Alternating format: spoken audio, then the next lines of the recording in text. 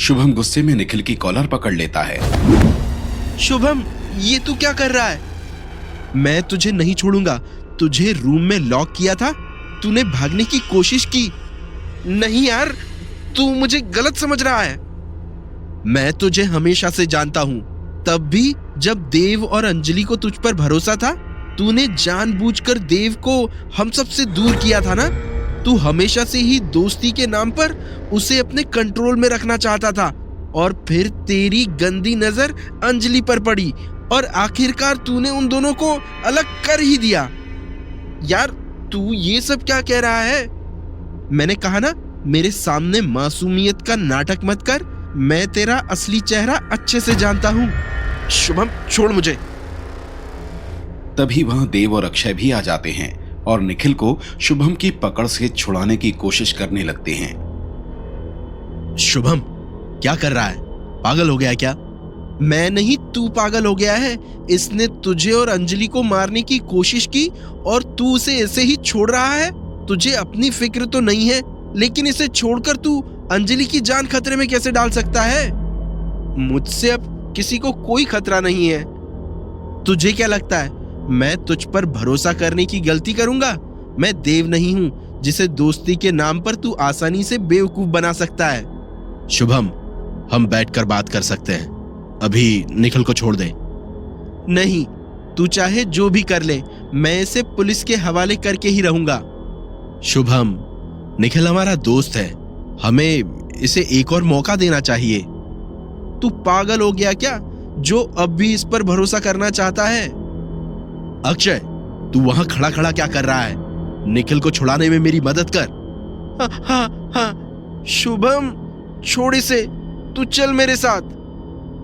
यार तू, भाई, पहले हम बात कर लेते हैं, फिर जो तेरा मन करे कर लेना। हम दोनों इसे पुलिस के हवाले कर देंगे, लेकिन अभी तू मेरे साथ चल। शुभम एक झटके से निखिल को छोड़ देता है। निखिल लड़खड़ा जाता है, लेकिन देव उसे संभाल लेता है। निखिल, तू ठीक तो है ना? देव, तू सांप को पाल रहा है, ये फिर से तुझे डसेगा। भाई तू चल यहां से। देव, मेरी बात का यकीन कर, अब मैं तुम लोगों के साथ कुछ गलत नहीं करना चाहता। उस वृंदा ने, आई नो, वो बहुत खतरनाक है। वो हमसे कुछ भी करवा सकती है। उसने मुझे भी तुम्हें और अंजलि को मारने के लिए अपने वश में किया था। थैंक्स यार, यहाँ तेरे अलावा कोई मुझ पर भरोसा नहीं कर रहा है। उनकी गलती नहीं है, यहाँ हालात ही ऐसे है कि खैर छोड़, हम बाद में बात करेंगे। अभी तू आराम कर, मुझे कुछ जरूरी काम है, मुझे जाना होगा। ठीक है।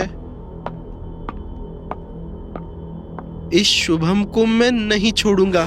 उसकी हिम्मत भी कैसे हुई मेरे साथ ऐसा बिहेव करने की? सबसे पहले इसी की मौत होगी। अक्षय शुभम को लेकर उसके रूम में आ जाता है। शुभम इस वक्त काफी गुस्से में लग रहा था। तू मुझे यहाँ क्यों लेकर आया है? मैं आज उस निखिल को अरेस्ट करवा ही देता। शुभम, तुझे नहीं लगता कि तू निखिल पर कुछ ज्यादा ही गुस्सा कर रहा है? हो सकता है वो सच कह रहा हो। देव ने बताया था ना कि वृंदा ने उसे भी पोजेस किया था, तो हो सकता है उसने ऐसा ही निखिल के साथ भी किया होगा।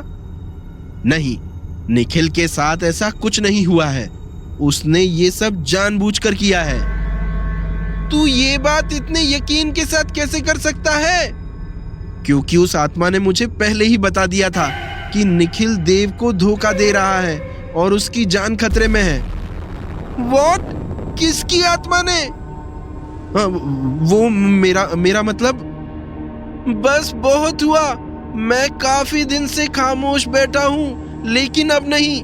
अब तुझे मेरे सवालों के जवाब देने होंगे। यार, मैं अब झूठ बोलने या बात को टालने की कोशिश भी मत करना। ठीक है, मैं तुझे सब कुछ बताता हूँ। सबसे पहले ये बता कि तू यहाँ देव और अंजलि की एनिवर्सरी के लिए नहीं आया था ना? नहीं। फिर तेरे यहाँ आने के पीछे क्या मकसद था? तू तो असम में था, फिर ऐसा क्या हुआ कि तू हम सबको कन्विंस करके यहाँ ले आया और तू किस आत्मा की बात कर रहा था? तुझे याद है 1 महीने पहले जब हम दोनों की बात हुई थी, मैंने तुझसे कहा था कि मैं एक पैरानॉर्मल इन्वेस्टिगेशन के लिए जा रहा हूँ। हाँ, मुझे याद है। उस इन्वेस्टिगेशन ने मेरी जिंदगी बदल दी। तब तक मेरा किसी भी पैरानॉर्मल एंटिटी से सामना नहीं हुआ था। मैंने सोच लिया था कि अगर इस बार मेरे हाथ कुछ नहीं लगा तो मैं पैरानॉर्मल इन्वेस्टिगेशन छोड़ दूंगा। तो क्या हुआ था वहां? उस वक्त की बात बताते हुए शुभम उस वक्त में चला जाता है। 1 महीने पहले शुभम 2 लोगों के साथ असम के जंगल के बीच से होकर जा रहा था। उसके साथ एक पैरानॉर्मल एक्सपर्ट मिस्टर साहनी और एक गाइड रवि था। रात का वक्त था और वहां ठंड बढ़ती जा रही थी। शुभम, क्या सच में इस केस के बाद तुम पैरानॉर्मल इन्वेस्टिगेशन छोड़ दोगे? हाँ। मुझे लगता है कि तुम बहुत जल्दी गिव अप कर रहे हो। सर, तो मैं क्या करूं? आपकी वजह से मैंने ये फील्ड चुनी है और आज तक मेरा किसी भी पैरानॉर्मल एंटिटी से सामना नहीं हुआ है। मुझे तो पता भी नहीं है कि ये आत्माएं होती भी हैं या नहीं। तुम्हारे इसी डाउट की वजह से अब तक तुम्हारा किसी आत्मा से सामना नहीं हुआ है। तुम उन्हें देखना ही नहीं चाहते हो।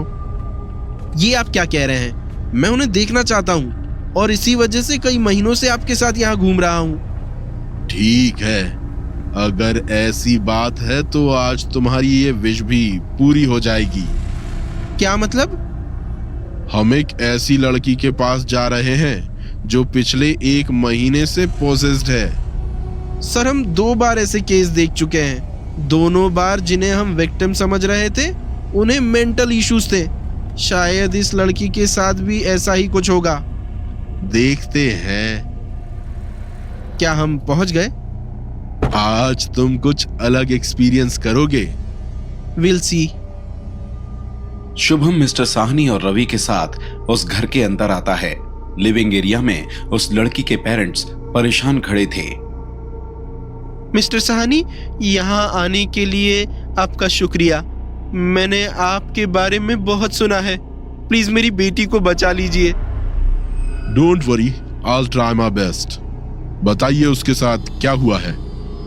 कुछ दिनों पहले हम फैमिली ट्रिप के लिए दार्जिलिंग गए थे। एक रात निशा होटल से गायब हो गई। हमने उसे आसपास बहुत ढूंढा लेकिन वो कहीं नहीं मिली। हमने पुलिस में कंप्लेंट की। निशा पुलिस को दार्जिलिंग की पहाड़ी पर मिली और फिर हम उसे लेकर वापस आ गए। लेकिन जब से हम वापस आए हैं निशा कुछ अजीब सी हरकतें कर रही है। धीरे धीरे उसका बर्ताव वाइल्ड होता जा रहा है और परसों उसने मुझे और अपनी मम्मी को मारने की कोशिश की। क्या निशा हमेशा से ऐसी है? मेरा मतलब, क्या वो पहले भी एग्रेसिव हुई है? नहीं, मेरी बेटी काफी शांत है और हमसे बहुत प्यार करती है। और बात सिर्फ एग्रेशन की नहीं है, उसके आसपास कुछ अजीब सी चीजें होती है। कैसी चीजें? वो आप खुद ही देख लीजिए। मुझे तो कुछ समझ नहीं आ रहा है, लेकिन शायद आप समझ जाएं। शुभम और मिस्टर साहनी उस कमरे के पास पहुंचते हैं जहां उस लड़की निशा को बंद रखा गया था। जरा संभल कर। Don't worry. मिस्टर साहनी और शुभम उस कमरे के अंदर जाते हैं।